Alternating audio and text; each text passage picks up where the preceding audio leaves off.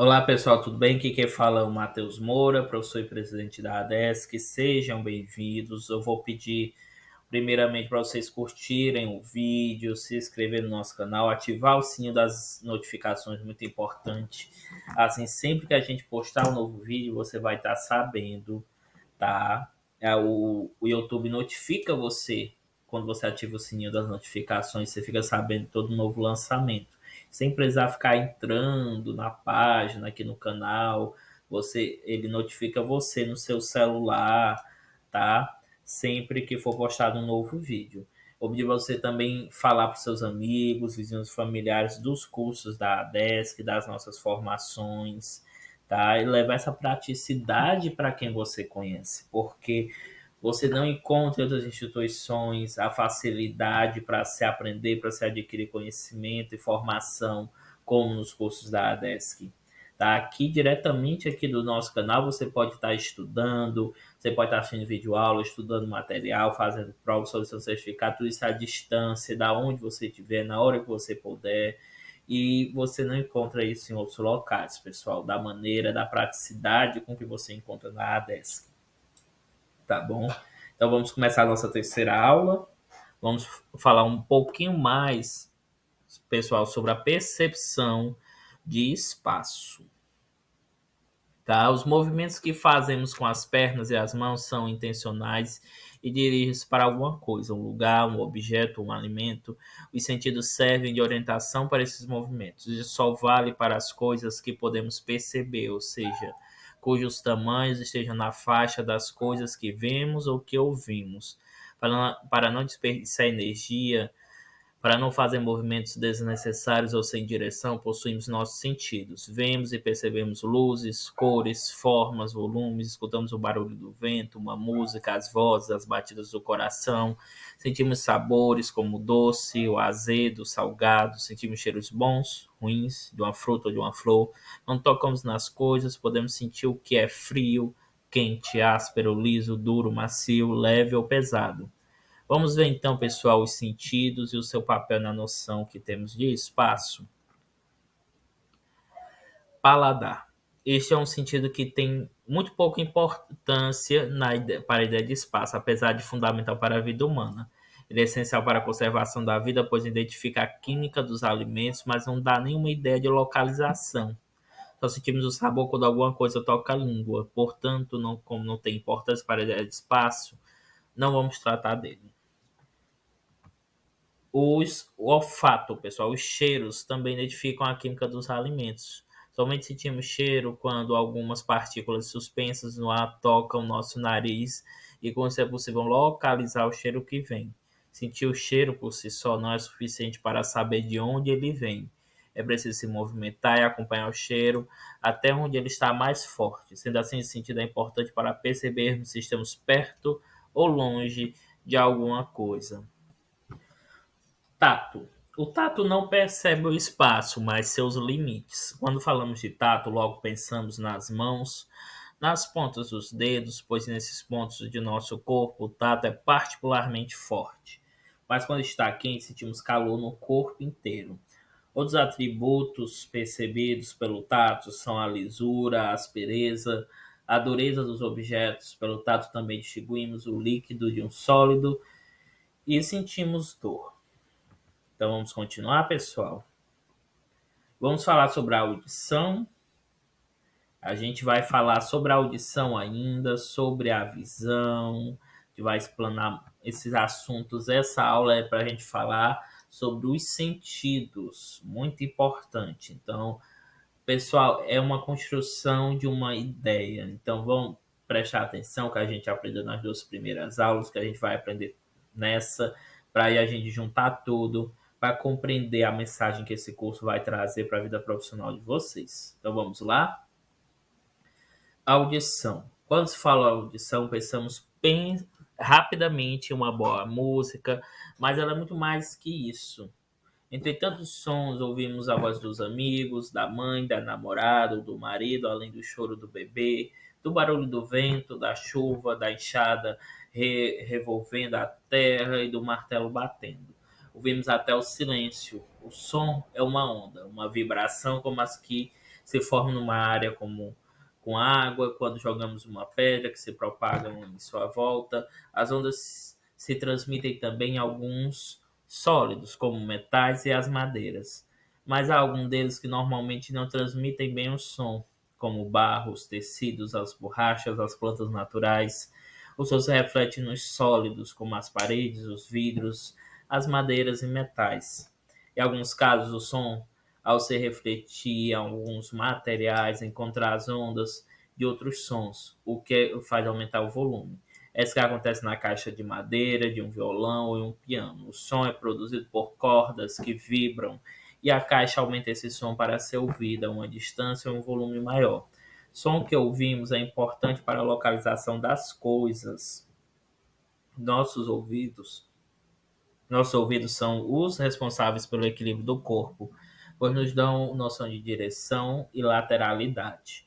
Na escola, os materiais de construção e a forma dos ambientes fazem o som aumentar ou diminuir. Isso atrapalha ou ajuda na comunicação. Na sala ao lado, do outro lado do corredor, a professora ou o professor pode estar tentando explicar alguma coisa mais complicada que exige atenção e concentração.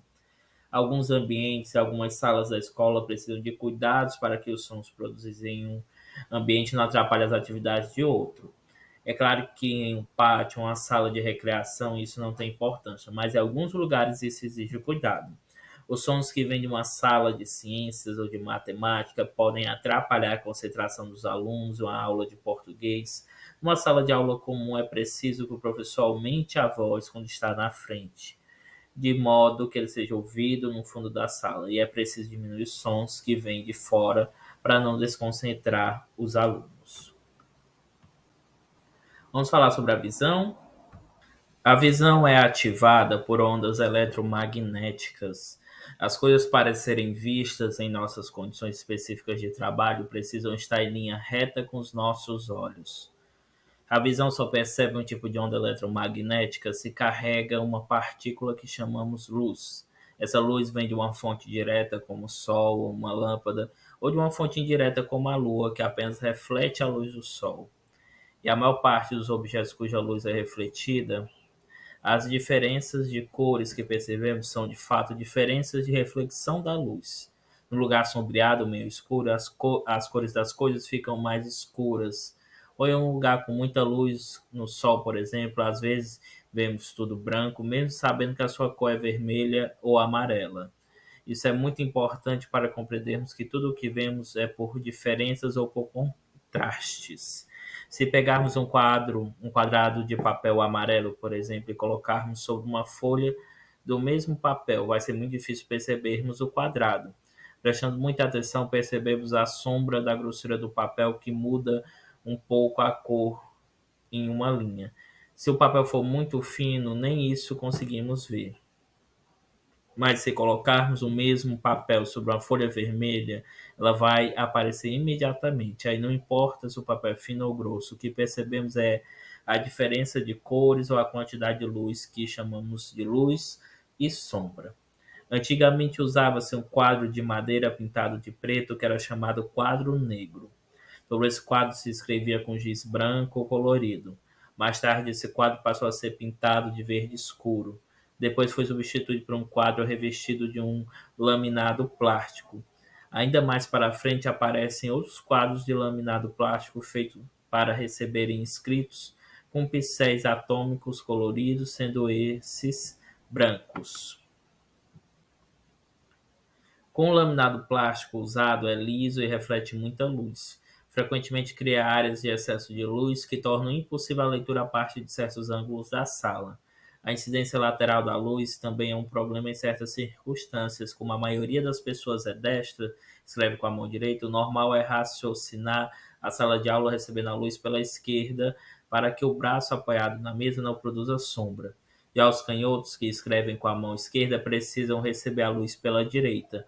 Eles são um percentual significativo da população, cerca de 10 a 15%. Isso significa que em uma sala de 30 alunos é normal que apareçam 3 ou 4 alunos canhotos. Desse modo, o ideal seria fazer um tipo de iluminação pelo teto chamado zenital, a qual é muitas vezes inviável por ser muito cara. Uma outra questão ligada ao visual é a da iluminação geral.